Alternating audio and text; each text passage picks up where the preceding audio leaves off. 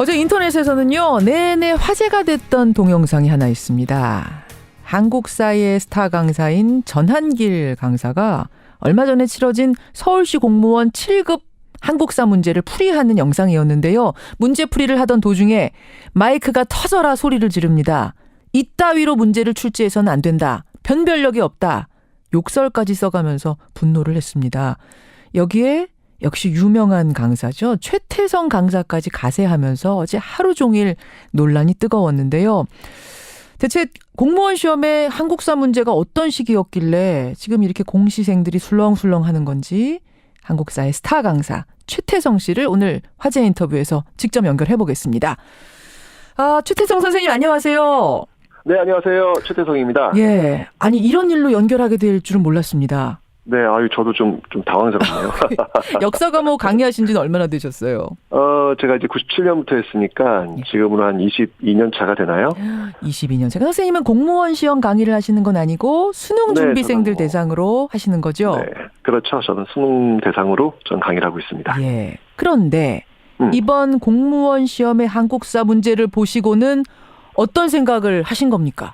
어느 강사 선생님께서 욕을 하셨다길래 예. 도대체 뭔가라고 이렇게 봤어요. 봤는데 한국사 문제더라고요. 그래서 문제를 한번 풀어봤더니 너무 황당하더라고요. 문제가. 황당했던 일단 그 문제가 뭔지부터 그럼 한번 청취자들께 소개를 해드릴까요? 그럴까요? 청취자분들 한번 문제 한번 풀어보시죠. 그러죠.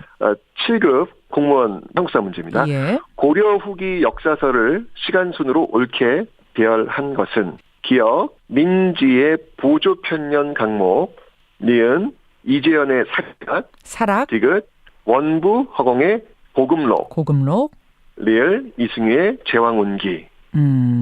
네, 생소하시죠? 일단 저는 하나도 모르겠습니다. 네, 그게 일반적인 모습일 것 같고요. 일단 이재현의 사락 같은 경우에는 공부를 많이 했기 때문에 알 수 있어요. 굉장히 뒤쪽에 나온다라는 건 알 수 있기 때문에 예. 이승유의 제왕운기와 이재현의 사락을 통해 가지고 배치가 가능합니다. 근데 문제는 뭐냐면 고금록하고 제왕운기가 뭐가 먼저냐를 골라야 되는데 예. 이 고금록이 편찬된 시기는 1284년이고요. 예. 제왕운기가 편찬된 시기는 1287년이에요.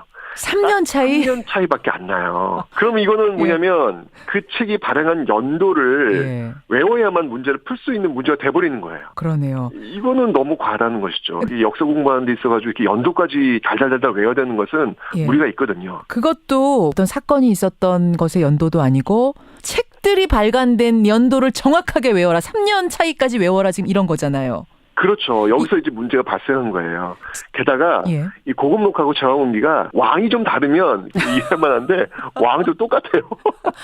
충렬왕 때 만들어진. 네, 맞습니다. 충렬왕 때 다 된 거라서 이거는 너무 가혹한 그런 문제일 수밖에 없는 거예요. 선생님 그러면 저는 당연히 절대 못 맞출 문제인데 네네.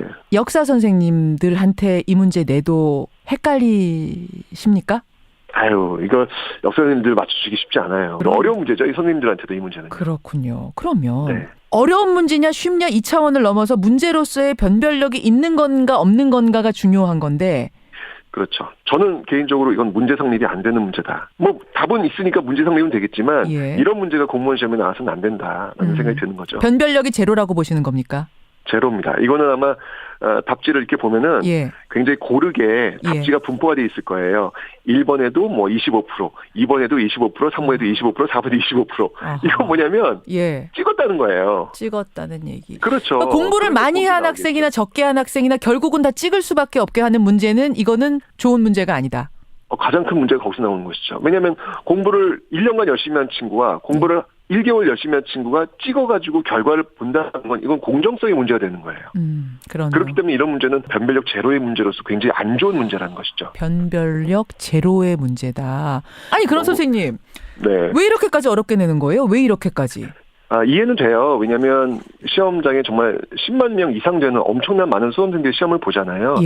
제한된 문제를 가지고 그 친구들을 줄 세우기 위해서 어쨌건 이거는 당락을 결정해야 되는 그런 시험이잖아요. 그렇죠. 그러니까 이렇게 변별을 해야 되는 어려움이 분명히 있는 건 사실이에요. 그러니까 찍든 어쩌든 간에 어쨌든 점수로 차이를 벌려야 되는.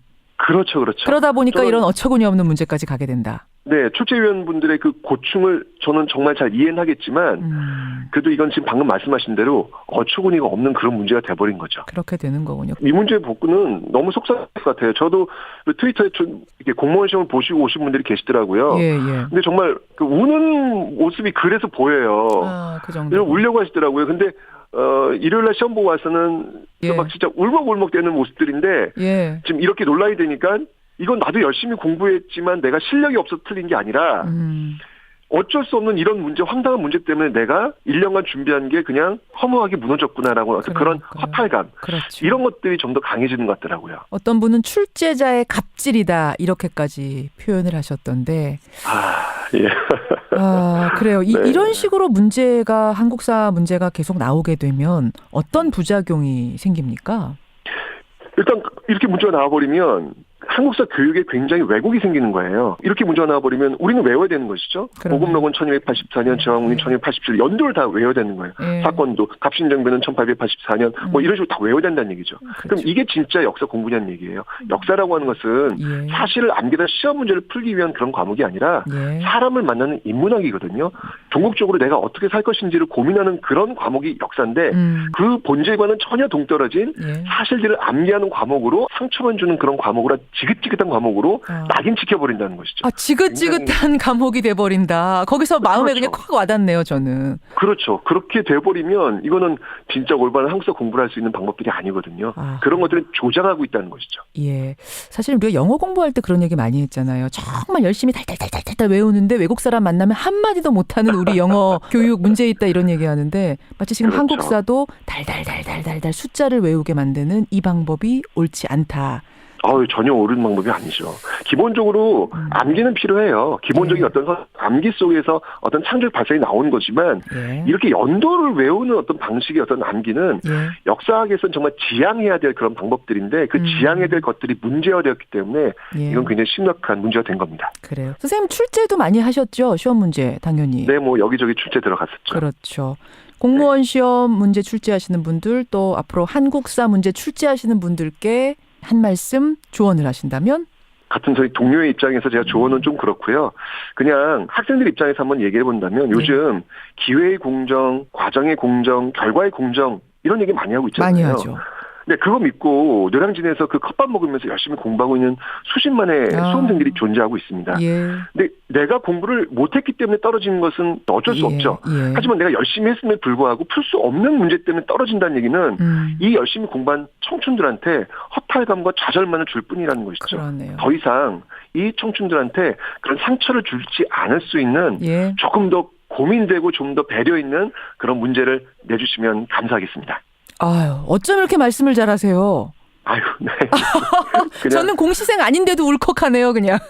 너무 열심히들 이렇게 청춘을 바쳐서 공부를 하고 있는 모습들이 그러게요. 가슴이 찌갔는데 그 친구들이 가졌을 상처를 생각하니까 그냥 막 좀 눈시울이 좀 막 뜨거워지는 그런 어떤 감정이 좀 있었거든요.